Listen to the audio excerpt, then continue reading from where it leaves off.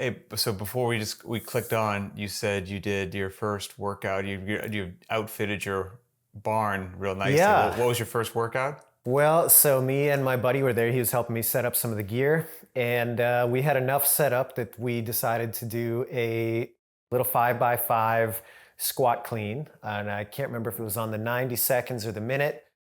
But, nothing too heavy. I think we only used 135, something just to kind of get the blood pumping, get some technique in there.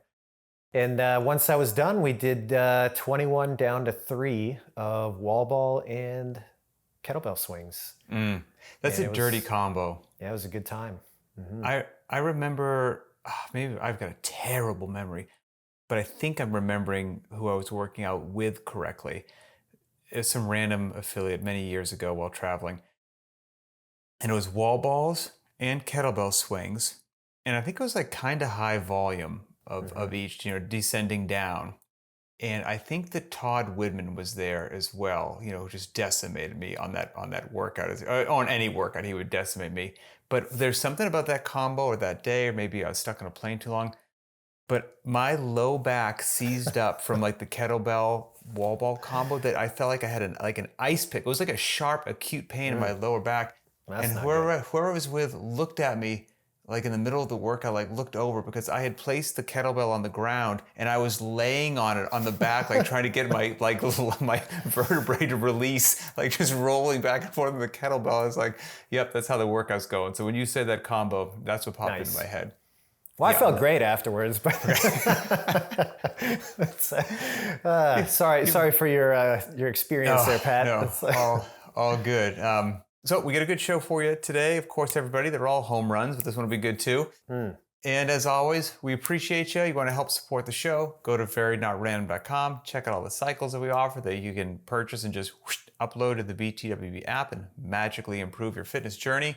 We've got on-ramp programs for barbell, dumbbell, and body weight for new people looking to learn stuff. We have a Back on the Wagon program in case you've let your fitness slide, you're looking to get back in a structured way. That's really cool.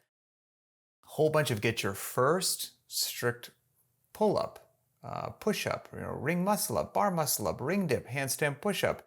Some barbell capacity programs running, so check those out. And then if you're a gym owner, you got stuff to do, and BTWB has you covered. Go to btwb.com if you are a gym owner and check out their all-in-one, which covers workout tracking and gym management and billing all together.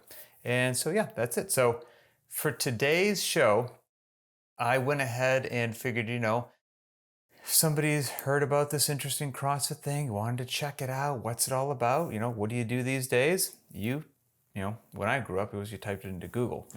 But now it's you type it into AI or whatever your favorite AI search function is. So I typed into AI, give me the top 3 pros and cons of CrossFit training. And so we're going to go through these, assuming that this is what somebody looking to start their journey would get. Do we agree, disagree, and all that kind of a good stuff? Yeah, I dig it. The robot revolution, Pat. Call me old school, but I still use the Googles for most of my, searching on the internet. Although I have noticed that recently they give you the AI summary as the first response. Yep. So yeah, it's coming, man. It's coming. Yeah, you can't fight the tide. So I put that in. Give me the top 3 pros and cons of CrossFit. Here's what I got back. We'll start with the synopsis. CrossFit is a high-intensity fitness program that combines the elements of weightlifting, gymnastics, and metabolic conditioning. It's known for its variety and its community focus. But like any style of training, it has its strengths and its drawbacks. Here are the top 3 pros and cons based on its design and real-world application. But off the bat, not a bad little synopsis. No, not bad. Pretty fair, I would say. Yep. So, do you want to start with the pros or the cons? I think we should start with the pros. Let's start feeling good, and then we can get combative after that. Okay. A little robot showdown. Number 1, versatile fitness development. This is just a few sentences. Why it's great.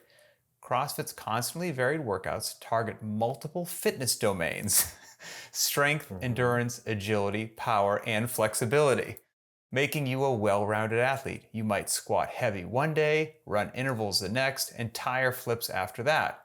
This broad approach improves general physical preparedness, GPP, which translates to better performance in daily life and other sports. Well said, AI. I'm pretty impressed. Really, quite That's frankly. not bad. And I think that if somebody read that as the first return on what they're asking the collective brain for, that's a pretty good interpretation. I think that there's, pretty succinct little encapsulation of it there. So yeah, I like that. Yeah, not bad at all. I mean, somebody was like, there's 10 general physical skills. Sure, Okay, gotcha. yeah, whatever. But actually, Yep. I was pretty impressed that they said general physical preparedness and then parentheses put GPP. Yeah. I was like, okay, that's, the robots and the computers are everywhere, boss. Number 2 of the 3 pros, community and motivation. The group class structure fosters camaraderie, accountability, and friendly competition. Coaches and peers push you to finish tough workouts like Fran or Murph that you might skip if you were solo. The social aspect keeps adherence high. People stick with it because it's fun and supportive.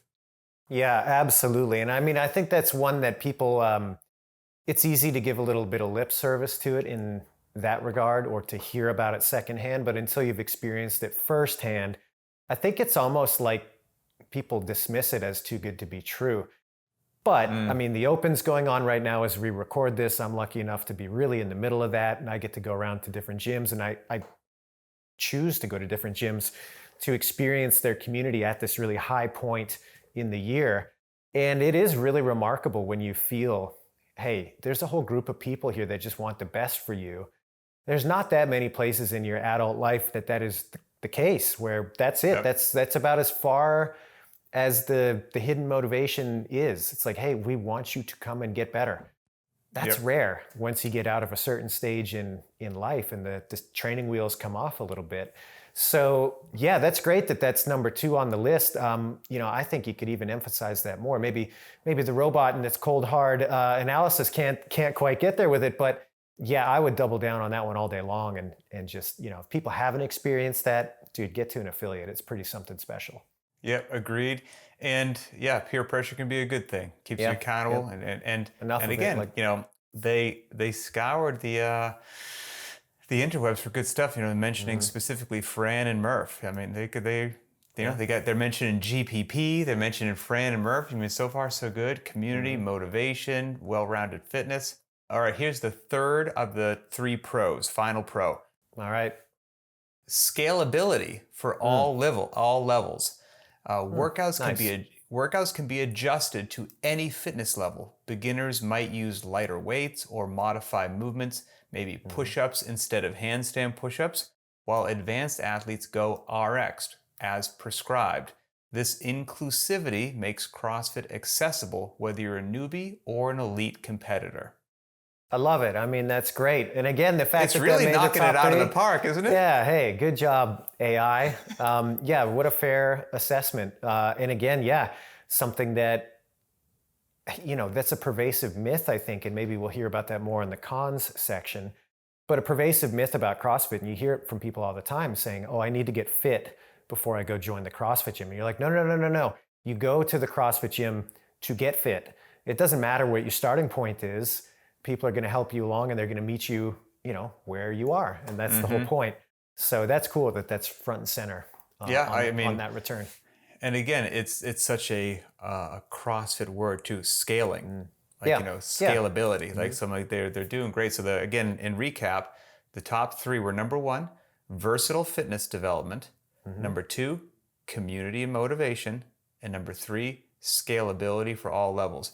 Yeah, pretty darn good top 3. Fair enough. The 3 cons. Dun, dun, dun. Top 3 cons. Top 3. Okay. All right. Number 1, risk of injury. You knew it was coming. I had to be, for sure. Why it's a concern.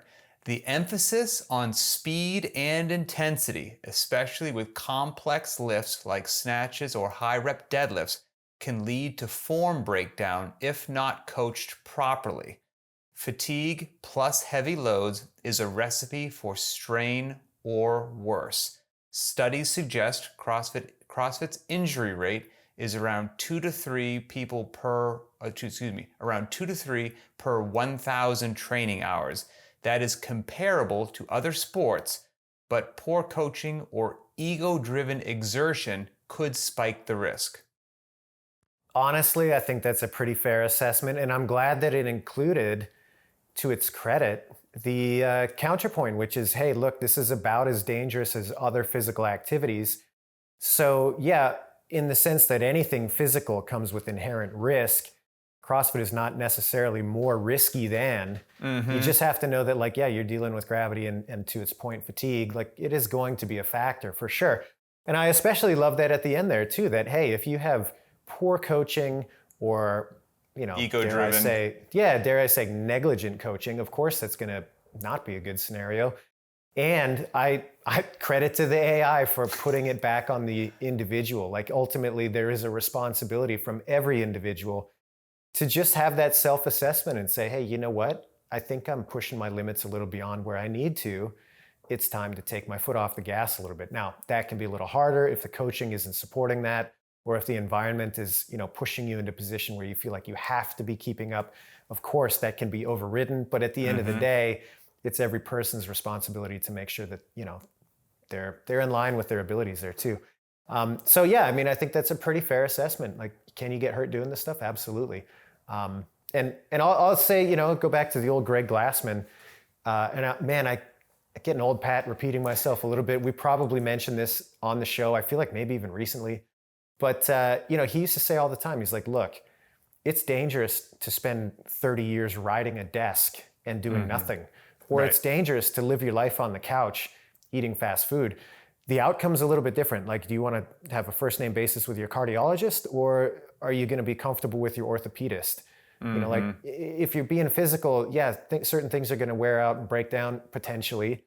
That's just the nature of it. But in his opinion and mine, I certainly share this opinion, is that, like, that is a way better outcome than risk of metabolic disease, risk of cardiac problem, all of the positive things that come through cognition that is now being discovered about exercise and remaining active, et cetera, et cetera, et cetera. I'll take, maybe I'm going to wear out a knee in 4 or 5 decades. Okay, fine. I'll take that as a trade-off over these other elements. You got 2 knees. That's right. I got 2 kidneys too, right? Yeah, I thought it was well written, all things considered. Like, you can get hurt doing anything, but you're lifting challenging loads, you're trying to move at a decent pace. Like, if you're not ready for it, that could lead somewhere. If you weren't coached properly and you don't know what you're doing, so now you add some less than ideal technique into that heavy load and try to move quickly. Like, yeah, those are logical things. And I really love that last one of ego-driven overexertion. If I had to say what is probably prime on the list, it's ego-driven overexertion. So I thought that was great. Yeah, I can't tell you how, and I'm sure your experience will match this, Pat, but over the years, I can't tell you how many people, they're like, oh, I got hurt the other day. And you're like, oh man, that sucks. What'd you do? And they're like, they'll admit to you if you just listen to them for a few minutes. They're like, I could tell that I was pushing, like, I knew I shouldn't have been doing this.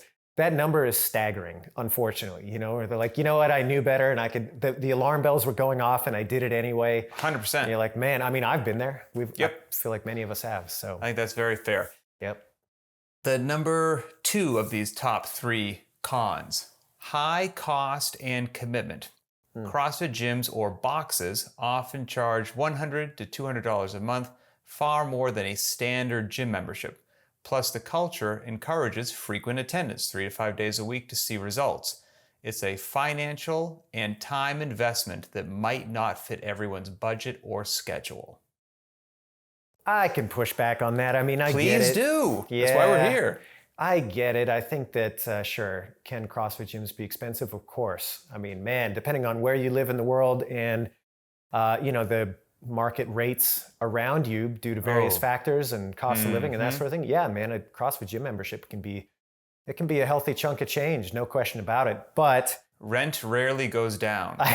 Yeah, exactly. So, same with cost of living, right? So at any rate, point being is that I don't think that is a fair assessment when you take into consideration the training can happen in many different ways.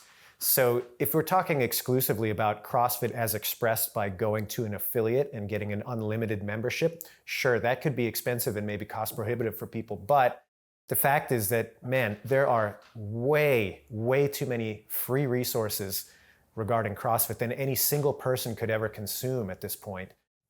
And you could make that information match whatever equipment you have available, up to and including no equipment.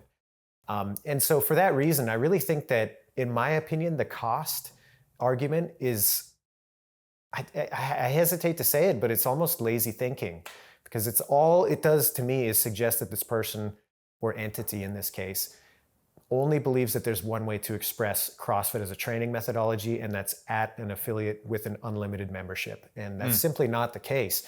So that, I think, is one thing. And I'll say, dude, the commitment thing, I'd just reject that on its face.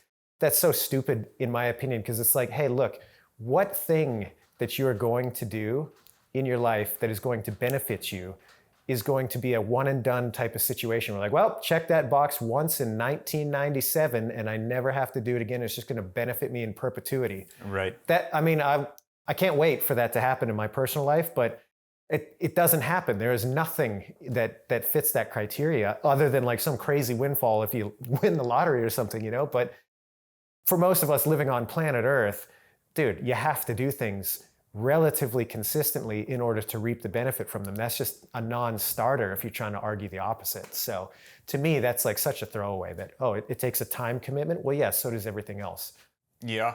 And so they're saying, because you're right, there's an infinite number of ways to do CrossFit, depending upon you have zero budget or a high budget. And what it's saying there of high cost commitment, that CrossFit gyms are far more than standard gym memberships. That's a true statement. Like it's far more than a standard, I don't know if I buy that either, man. You go to an Equinox in like a downtown I don't think San Francisco Equinox type. is a standard gym. Isn't that like your total like foo-foo high-end, I'm just saying that would be, in most people's experience, more of a standard gym, and their price point is far and beyond the average CrossFit gym. So, I'm just saying that there's I'm trying plenty to think of, I wish I could, how much is an LA Fitness? It's like $50 a month or something like that. Yeah, I mean, you can get some of those $25 a month or whatever, but sure. I would say that it's a fair assessment to say the average CrossFit gym is a higher monthly fee than most people who are going to go to Golds or go whatever and just, go to I'll give you that. the huge race and just lift. Yeah. But what I think, that would be that part. But the other part is, hopefully you're going to a good gym that you're going to be, also what you're getting is like coaching, so that fee, that higher fee should come with something that offsets why it's a higher fee, and I would say everybody making their own assessment is, you could go someplace probably for cheaper, or you could go to a CrossFit gym for more, generally considered. But I would say, I'm going to mess up the definitions in my head. There's price and there's value, right? So price is what you pay for something, and value is what you get. So if you pay for something, I go to some coffee shop and I pay $10 for my drink, that's the price. And then it tastes like any other coffee. I get a low value for a high price. It wasn't a good deal. And every now and then, I think, the price should match the value. So you're getting this higher price with a CrossFit gym, but that should come with much more value of what your dollar is providing you there. And so those things should line up. And if you're paying a higher price and you don't feel like you're getting the value for your money, then I think you've got a problem, and I would look into whether it's just that particular place that you have going on, but that they should line up. And so I would put that out there. And then what was the other part that it said?